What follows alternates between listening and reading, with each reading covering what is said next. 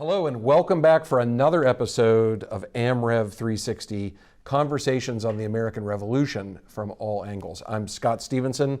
I'm the president and CEO of the Museum of the American Revolution here in Philadelphia's historic Old City.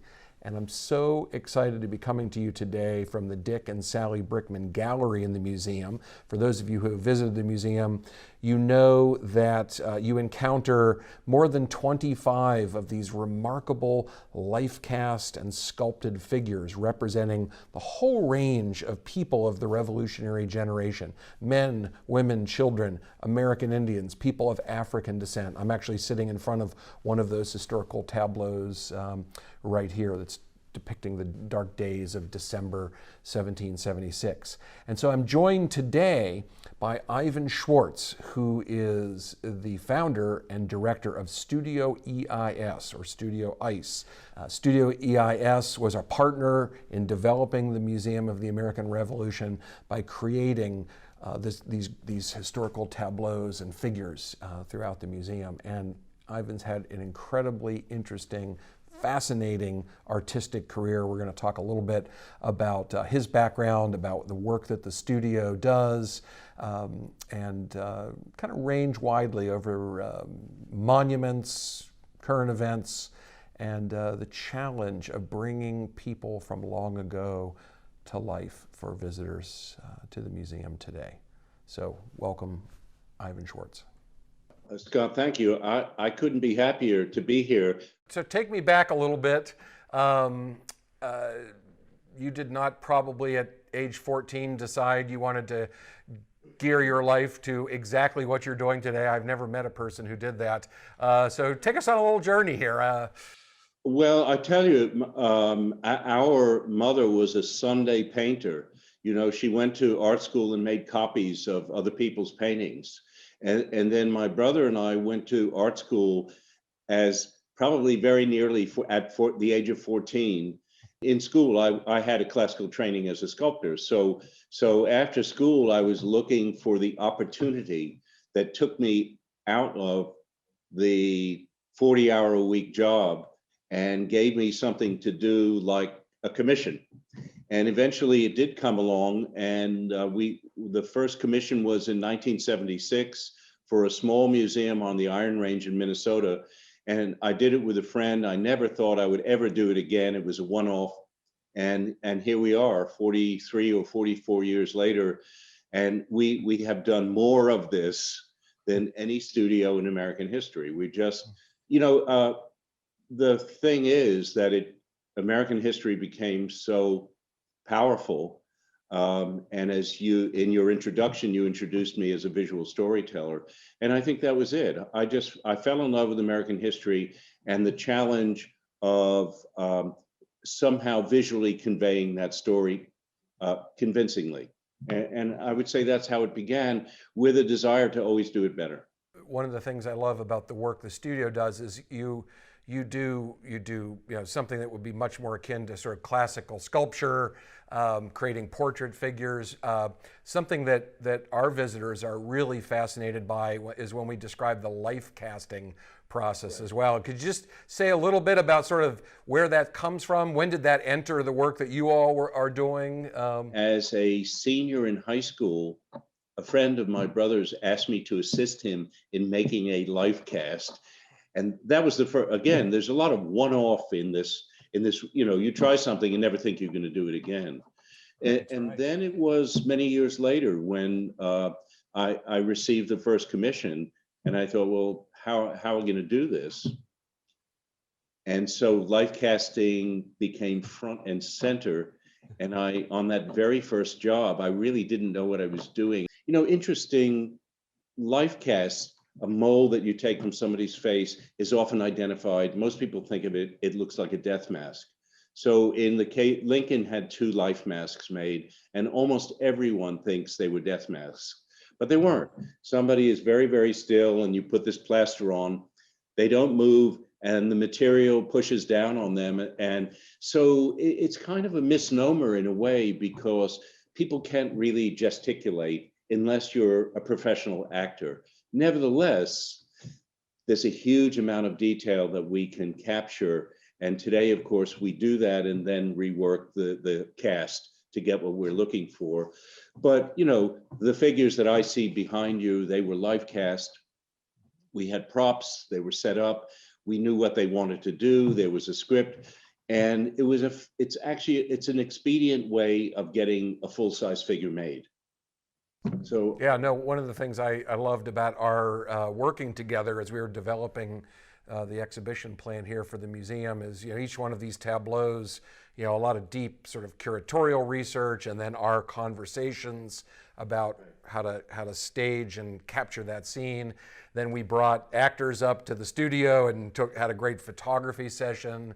And you know, it's a real, very long iterative process to get to what you see behind me here. it is, but you know, it's worth noting that we could do that for the period, let's say, of the American Revolution pre-photography. Mm-hmm. Once you get to, let's say, Lincoln loved the camera, and so getting models to make believe they're Lincoln is much harder because Lincoln was photographed copiously. And we're, you know, we're working on this JFK project now for the Kennedy Center. And I mean, there are so many photographs. So using models to stage the look of a very famous person, it tends to work better in the world of pre-photography than it does unless you're doing generic things like this guy behind us that we made for the Empire State Building. You know, a guy who worked on the building who was not known to anybody, and we could get actors in to restage that. You raise a good point about the sort of the threshold you cross when you reach the age of photography.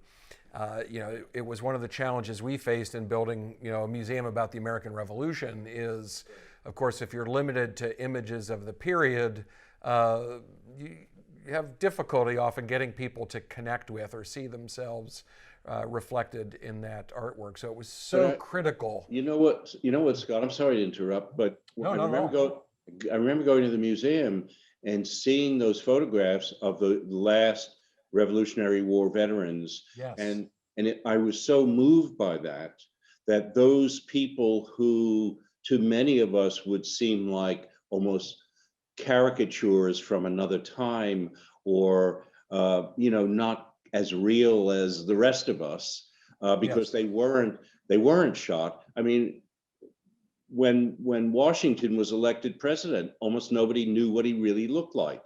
And so to see those faces of those real men, I found it's deeply moving. Yeah, no, I'll say, you know, we've had about just under 1 million visitors through the museum now in the 3 years that we've been open. And so that's a pretty good test audience. And the figures, the single figures, the tableaus like the one behind me are incredibly impactful on our visitors, of just getting them to feel like they're meeting real people, you know, and then juxtaposed with the artwork of John Trumbull or Charles Wilson Peale and others.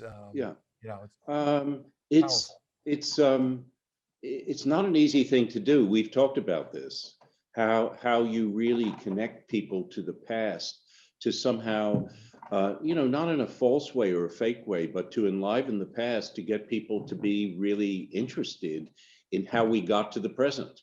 And so these images are very, very important. They tell it, as you said, you know, this is about visual storytelling and using these elements as well as one possibly can. Probably the most dramatic installations in the museum, which I had some trepidation coming to you initially, saying, you know, we want to recreate the Equestrian Statue of George III, which we don't exactly know what it looked like or exactly how big it was, and install it in the museum. And I thought there'd be a lot of, oh, I don't know. And Ivan, you were just like, oh yeah, we can totally do that. So when you at the moment you walked through the door, I mean, I was utterly ignorant. And the challenge really began, I think, and you please correct me if I'm wrong, but the research goes back to the New York Historical Society that has a few bits and pieces of the actual statue, Yep. and illustrations that were made in the 1920s. And so, one then had to ask, well, what does that really have to do with the thing that existed in, I forget the year now that it was installed. 1770, right. 1770. In the Bowling Green, yeah. So now there's a big gap between the reality and what you're asking us to do. And of course, then we began to realize that, it was based on the statue of Marcus Aurelius. And as it happened, I was going to be in Rome. And then as it happened, I saw the Marcus Aurelius statue. And I thought, okay, I get it. And clearly what 18th century English sculptors did was they supplanted King George's head on Marcus Aurelius. They used certain details, in terms of the horse's kit and gear and saddle and blankets that they were familiar with. So it was no longer a Roman thing, and it became an 18th century English sculpture. The story behind it was fascinating, and it still remains fascinating. The fact that it was torn to bits, the fact that the lead was then, put on a barge and shipped up to somewhere in Connecticut and melted down into bullets, and that they're still finding some of those bullets on Revolutionary War battlefields. To me, I find it just utterly fascinating. Oh. But that was a great challenge. Yeah, I remember, one of from a research standpoint, I think it's a great illustration of the value of doing this work. So one of the descriptions from the period, so this is from the 18th century, a soldier describing the statue said that it was like a third again, so in other words, oversized, larger than life. And one of the fragments that has survived, it's not as well known as the gilt lead fragments, is the actual slab, the marble slab the statue stood on at the top of the plinth down at Bowling Green. And it had survived and was in the reused as a grave slab, taken across, I think, to Hoboken and used as a step outside of a mansion, and then in the 19th century recognized for what it was and has been in the New York Historical Society. But you were the one who had the brilliant insight that actually told you exactly what the size of the sculpture would be, which was that it was life size. Well, Margie Hofer, who is the curator at New York Historical, said, would you like us to send you a pattern from the slab that the lead statue was mounted on? And I said, sure, not having any idea of what we would do with it. But what it did was, once we had it, and it was very clear where the various feet were attached to the slab, we all looked at each other and said, this could not be a horse that was 30% larger than life. So there's a bit of a conundrum there. The sculpture was up on a way up, and people had to look up to see it. Ordinarily, you would think it would look smaller, that much higher, but it was reported to be larger. So just in terms of visualization and perspective and all of that, I really don't know what the human brain was doing to those soldiers, but we had the evidence, and the evidence speaks for itself. And it was a life-size statue. Not only that, but the original sculpture was made of lead. Also a conundrum, not ideal for making sculpture because it has no intrinsic strength. So the bigger it gets, the weaker it gets. And so maybe that's a bit of a clue as well. I mean, we, in the case of King George, God, I would have loved to have seen a picture of the statue. And it's well, where's his head, Scott? That's what I want to know. It's somewhere. It was last seen in London. Right, under somebody's bed, no doubt. Under somebody's couch, I think. Yes. Right. So, well, this has been, really wonderful conversation, Ivan. It's been a great conversation, and to be continued. Yeah, look forward to it. Thanks so much, Ivan. Be well. Thank you. Thanks a lot, Scott.